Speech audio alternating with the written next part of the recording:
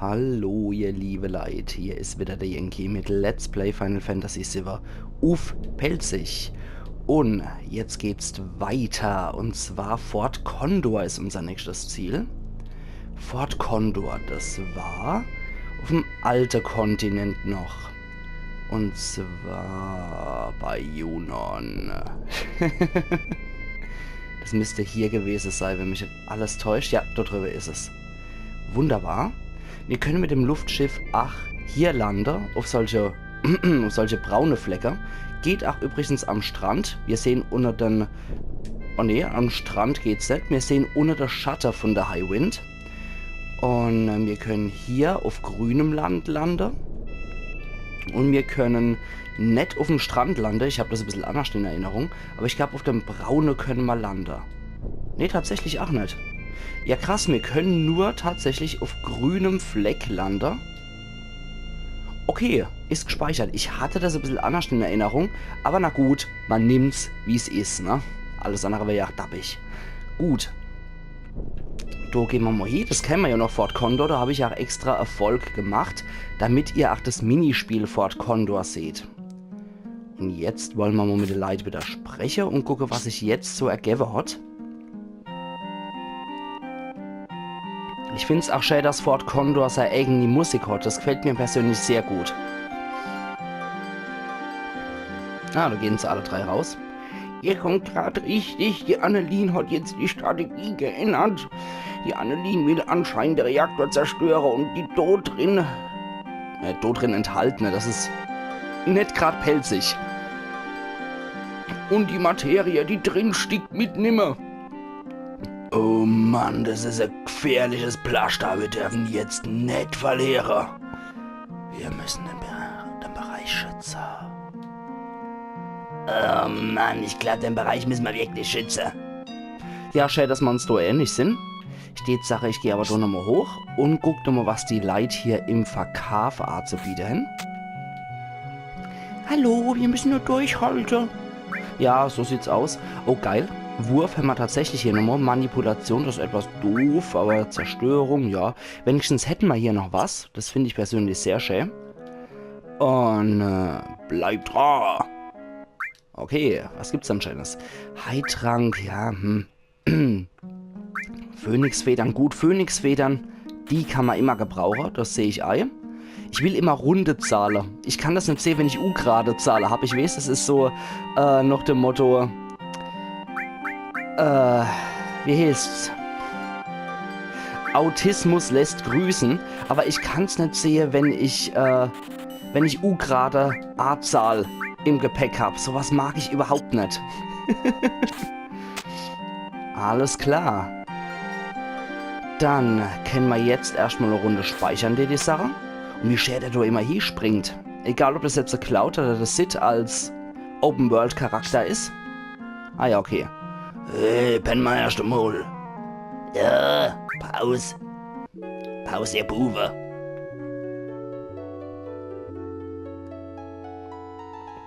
Ich muss sagen, ich bin froh, dass ich hier wenigstens immer noch einen stimmschonenden Typ dabei habe.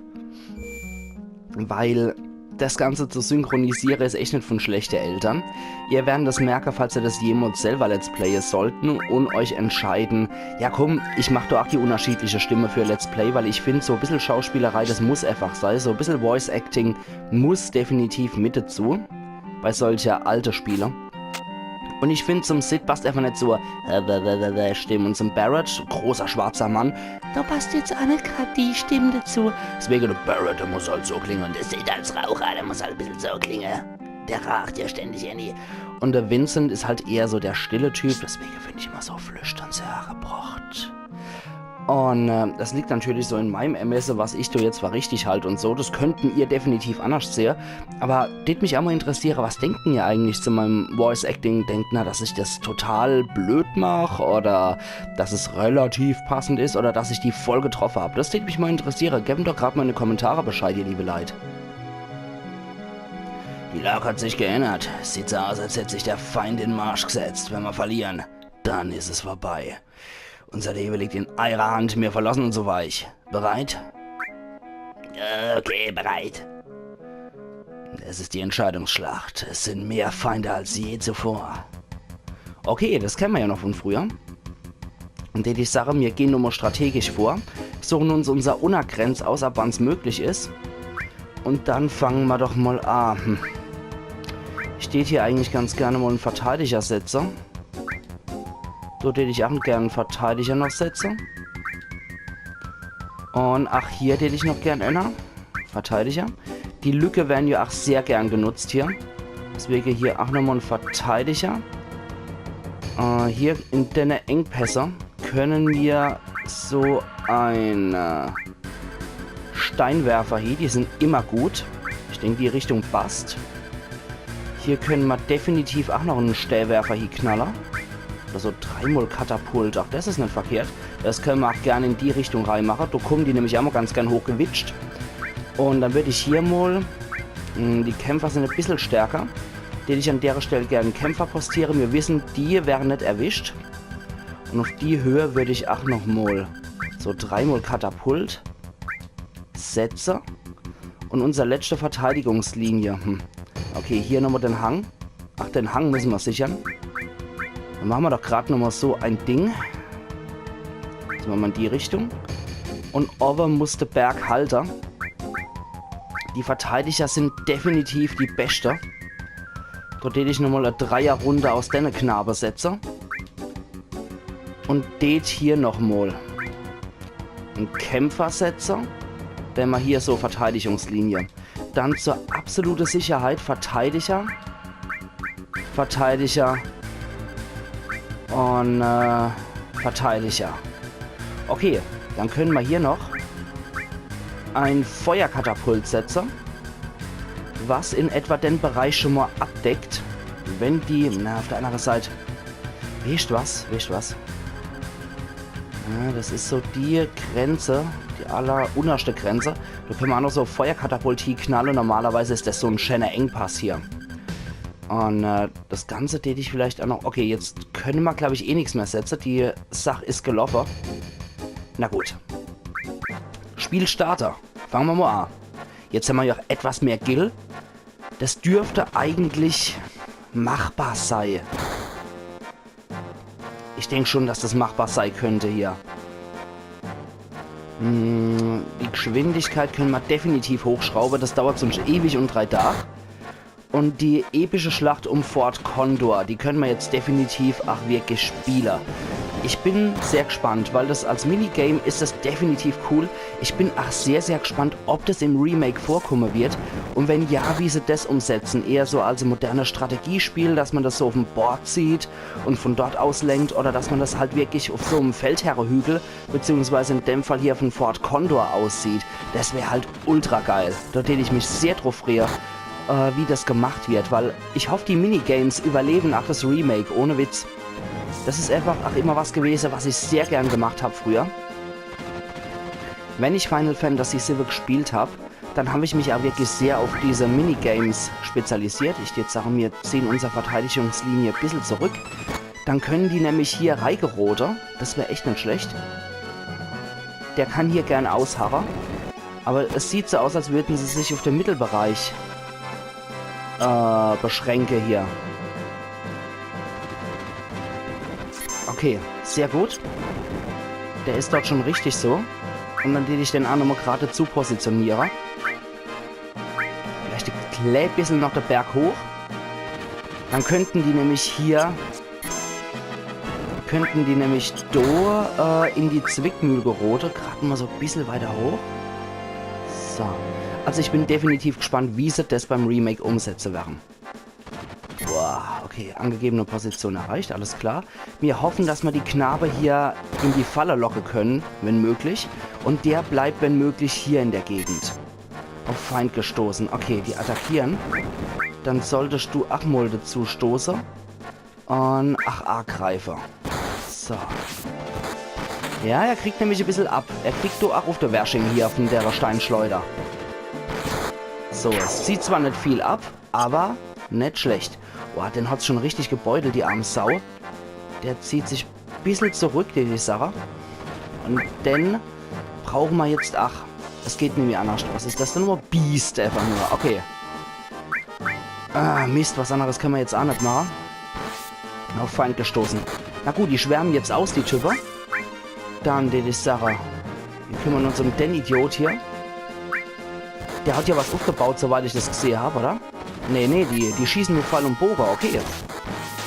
Boah, Mann. Feind zerstört, na gut. Feind zerstört. Okay, auf Feind gestoßen.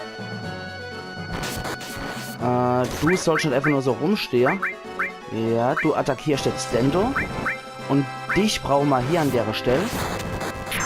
Und, okay, der ist Geschichte.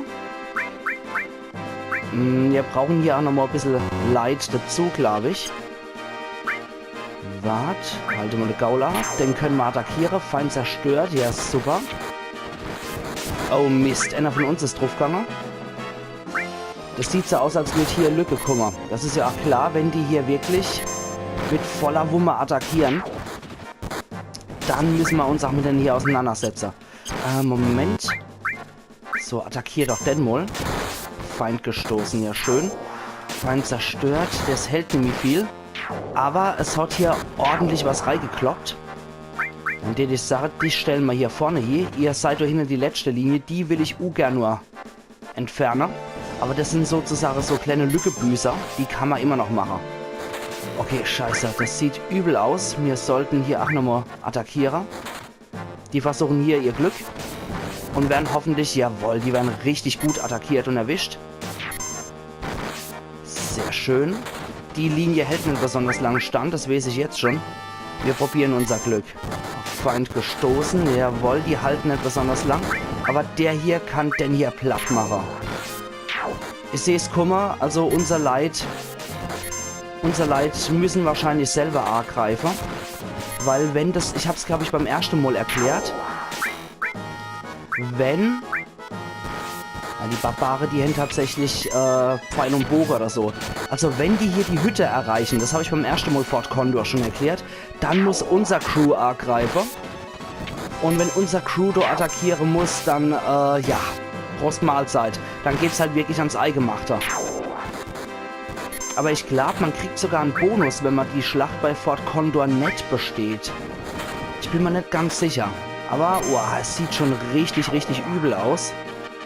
Also das werden unsere Verteidigungslinien nicht sehr lange mehr aushalten. Jetzt gibt es nur noch eine Möglichkeit. Da gehe ich zurück. Warnung. Ja, okay, weil die schon fast over sind. Na gut, komm, wir müssen wirklich einer opfern. Und du hier, du versuchst dennoch aufzuhalten. Ja, das sieht böse aus. Wir haben hier nicht wirklich mehr die große Chance, was zu reißen. Also es wird definitiv übel ausgehen. Wir müssen höchstwahrscheinlich selber eingreifen. Der Boss ist nämlich noch nicht mal in Sicht und es sind viel zu viele Feinde. Wir werden das nicht überleben können. Okay, attackiert den. Du attackierst das Biest. Ja, Mist. Das hält auch nicht mehr sonderlich lang aus. Ja, der Wyvern, der existiert noch. Verfluchter Mist. Probiert das mal. Ja, das werden wir nicht schaffen. Definitiv nicht.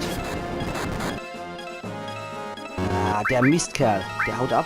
Und die Fernkämpfer würde ich am liebsten gern gleich eliminieren, wenn möglich. Ja, da müssen wir persönlich eingreifen. Da führt kein Weg mehr dran vorbei. Weil das ist nicht mehr machbar für uns mit unserer Leid. Ja. Ein bisschen Widerstand können wir noch leichter. Aber nie so viel. Und der Boss ist bei weitem noch nicht in Sicht. Es gibt viele üble Kämpfe noch. Mit unserer Crew. Oh Mann. Okay, den Wyvern können wir noch fertig machen. Aber er macht ziemlich lang. Ah, scheiße, den können wir nicht mehr fertig machen. Na gut, komm. Attackiert den schmierige Barbar hier noch. Und dann attackierst du den elende Wyvern noch. Auf Feind gestoßen. Ja, Mist. Die machen es nämlich so lang. Attackiert den hier. Den können wir wenigstens auch killen mit einem Schlag. Hopp. Ah, scheiße, das war's dann. Feindesinvasion, jetzt geht's los. Oh mein Gott, die greifen nah. Wir verlassen uns so weich. Jetzt gibt's nichts anderes mehr. Jetzt müssen wir das persönlich regeln. Jetzt sehen wir die Viecher einmal in Natura, was ich auch sehr geil finde. Das ist KMD-Bebschlag. Okay. Wir attackieren einfach mal stinknormal und gucken, was die Knabe aushalten. Gifthauch. Falls der Vincent ihn nicht killt, gucken wir mal, was die aushalten. Der Barret. Boah, scheiße. Die halten richtig was aus, die Knaber. Nichts zu stehlen, wenigstens das. Ja, das wird bös. Das wird richtig bös. Also die sind definitiv auch an unser Level angepasst, was richtig heftig ist. Du hämmerst definitiv nicht mit irgendwelchen Knetköpfe durch. Das sind eindeutig sehr starke Gegner. Was machen wir dann hier? Ich würde eigentlich schon fast auf Hast tendieren. Die können wir definitiv auch noch heilen. Ja, das hat schade gemacht. Sehr gut. Okay, dann würde ich doch mal sagen, dass der Vincent am besten die gallianische Bestie wird. Und Barret, du attackierst weiter hier. Kann der Vincent mal so richtig die Sau rauslassen jetzt in der Form. Heilt sich auch natürlich sofort. Das ist sehr geil. Monsterflamme. Das ist als Feuerangriff. Boah. Mega Angriff. Oh, das sieht bei weitem übler aus, als es ist. Das ist nicht schlecht. Gepackt. Die erste Welle haben wir gepackt. Kaisergarde. Okay. Müssen wir später mal gucken. Ja, wir haben's gepackt. Das war wunderbar. Vielen Dank. Ich bezweifle, dass die Annelien jetzt noch angreift.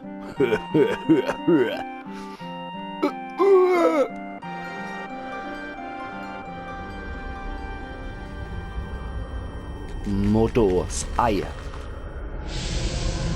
Das Ei breckelt. Boah, was eine geile Animation.